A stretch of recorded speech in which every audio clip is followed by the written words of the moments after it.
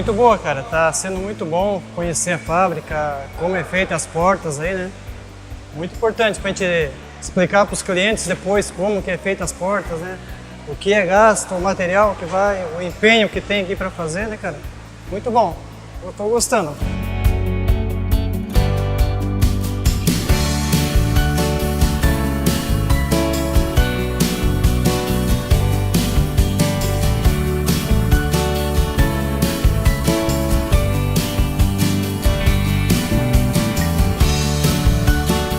Maravilha, maravilha. Não conhecia, a primeira vez que conheci a fábrica, né? Só gostei de tudo, na verdade, tô gostando da visita. Muito boa a visita.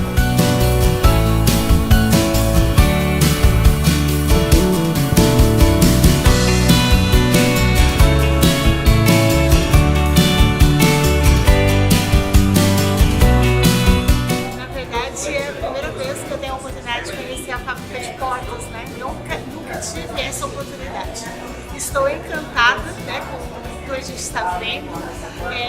Eu fiquei super encantada com os detalhes, com a atenção e assim, a organização da fábrica me chamou muita atenção. A organização assim, que a gente vê, a simpatia dos funcionários, enfim, né, de quem está nos acompanhando. Assim, estou me sentindo muito tranquila, muito bem e assim, honrada em poder estar aqui na fábrica, né, na empresa Pormade Portas. Então assim, vou ser cliente